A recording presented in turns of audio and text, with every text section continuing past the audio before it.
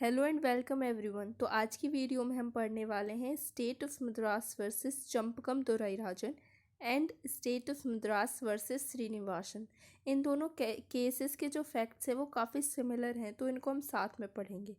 तो इन केसेस में क्या होता है कि मद्रास स्टेट जो है वो सीट फिक्स करती है एजुकेशनल इंस्टीट्यूशंस में, जैसे कि मेडिकल कॉलेजेस में, इंजीनियरिंग कॉलेज में, कम्युनिटी के हिसाब से एक तबके के लोगों के लिए सीट फिक्स कर देती है, कुछ सीट फिक्स कर देती है।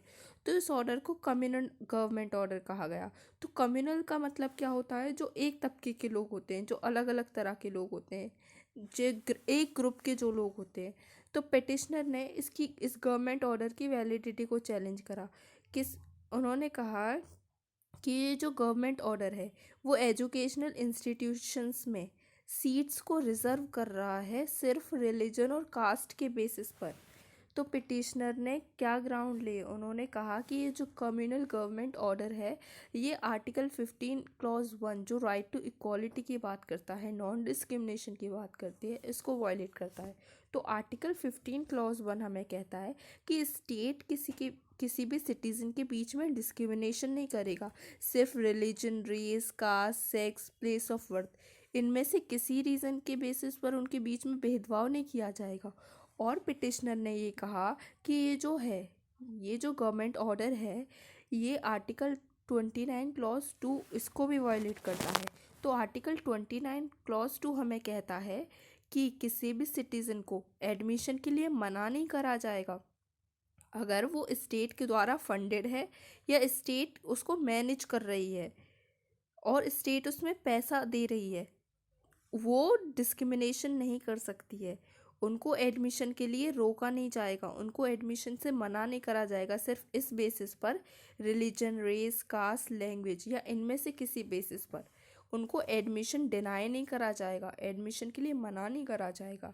तो इसके फिर स्टेट गवर्नमेंट इसके जवाब में कहती है कि जो हमने ये ऑर्डर लेकर आया है, हमने आर्टिकल 46 के अंदर इस ऑर्डर को लेकर आया है, जो क्या बात करता है। आर्टिकल 46 हमें कहता है कि स्टेट जो है प्रमोट करेगा एजुकेशनल और इकोनॉमिक इंटरेस्ट वीकर सेक्शंस के।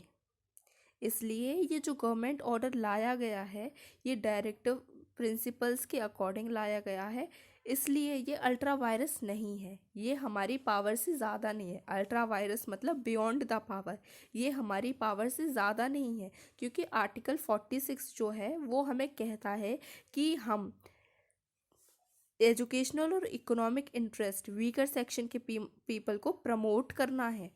तो सुप्रीम कोर्ट क्या कहती है? Supreme Court principles let down करती है। वो कहती है कि ये जो गवर्नमेंट ऑर्डर लाया गया है ये स्टेट जो एजुकेशनल इंस्टीट्यूशन चला रही है उसके बेसिस पर आपको एडमिशन डिनाई करा जा रहा है, सिर्फ इस बेसिस पर, रिलीजन, रेस, कास्ट, लैंग्वेज या इनमें से किसी बेसिस पर।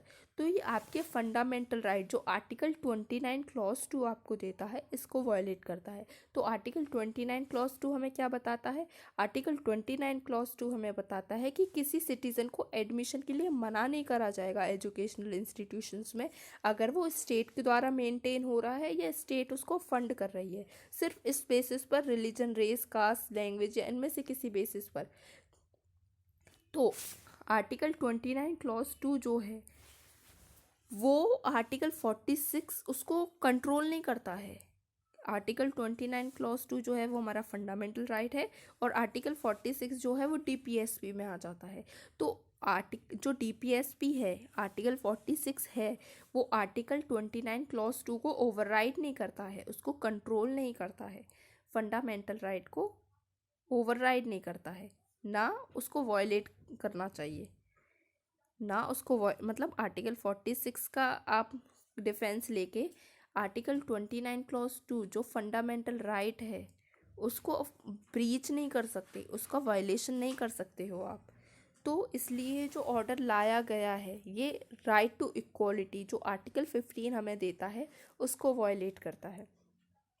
तो इस डिसीजन, सुप्रीम कोर्ट के डिसीजन के बाद बहुत ज़्यादा गवर्नमेंट जो है वो डिससेटिस्फाइड हो जाती है, इसलिए फर्स्ट अमेंडमेंट आ जाता है और वो आर्टिकल 15 में क्लॉज 4 को ऐड कर देता है। तो आर्टिकल 15 क्लॉज 4 हमें क्या बताता है? आर्टिकल 15 क्लॉज 4 में ऐड करा जाता है कि स्टेट जो है स्पेशल प्रोविजंस बना सकती है socially and educationally backward classes के लिए, उनके एडवांसमेंट के लिए,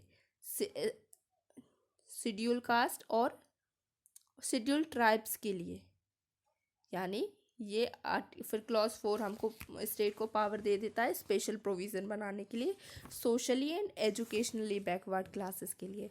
तो समरी क्या है इस केस की ये है कि स्टेट मद्रास स्टेट जो है वो गवर्नमेंट ऑर्डर लेके आती है जो कुछ इंजीनियरिंग या मेडिकल कॉलेजेस में सीट फिक्स कर देती है सिर्फ रिलीजन और कास्ट के बेसिस पर। तो पिटिशनर इसको चैलेंज करते हैं, वो कहते हैं कि ये आर्टिकल 29 क्लॉज 2 आर्टिकल 15 को वायलेशन करता है, जो हमको कहता है कि डिस्क्रिमिनेशन नहीं होगा। आर्टिकल 29 क्लॉज 2 कहता है कि डिस्क्रिमिनेशन नहीं करेगी स्टेट फंडेड ऑर्गेनाइजेशन या कोई ऐसा एजुकेशनल इंस्टीट्यूशंस में जो स्टेट के द्वारा मेंटेन किया जा रहा है। और आर्टिकल 15 कहता है कि डिस्क्रिमिनेशन नहीं होगा सिटीजन्स के बीच में, ना रिलीजन के बेसिस पर, ना कास्ट के बेसिस पर, ना सेक्स के बेसिस पर। और फिर सुप्रीम कोर्ट क्या प्रिंसिपल लेट डाउन करती है? वो कहती है कि हाँ कि ये आर्टिकल 15 का वॉयलेशन है, ये जो ऑर्डर है वो आर्टिकल 15 को वॉयलेट करता है। और आर्टिकल 29 क्लॉज 2 जो है वो कंट्रोल नहीं किया जाता है आर्टिकल 46 के द्वारा। आर्टिकल 46 डीपीएसपी है, मतलब हमारे जो डायरेक्टिव प्रिंसिपल्स हैं वो हमारे फंडामेंटल राइट को ओवरराइड नहीं करेंगे, उनको वॉयलेट नहीं कर सकते हैं आप डीपीएसपी का डिफेंस लेकर। फंडामेंटल राइट मतलब अगर फंडामेंटल राइट या डीपीएसपी के बीच में अगर कोई कन्फ्लिक्ट हो जाता है तो fundamental right will always be prevail.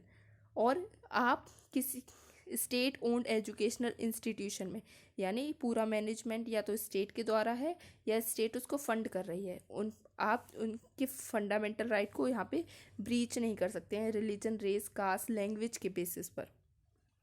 तो फिर इसके बाद गवर्नमेंट इससे डिससेटिस्फाइड हो जाती है, फिर वो फर्स्ट कॉन्स्टिट्यूशनल अमेंडमेंट ले आती है जो कि आर्टिकल 15 में क्लॉज 4 को ऐड कर देता है। जो आर्टिकल 15 क्लॉज 4 क्या कहती है कि स्टेट स्पेशल प्रोविजंस बना सकती है socially and educational backward classes के लिए, शेड्यूल ट्राइब्स के लिए, शेड्यूल कास्ट के लिए।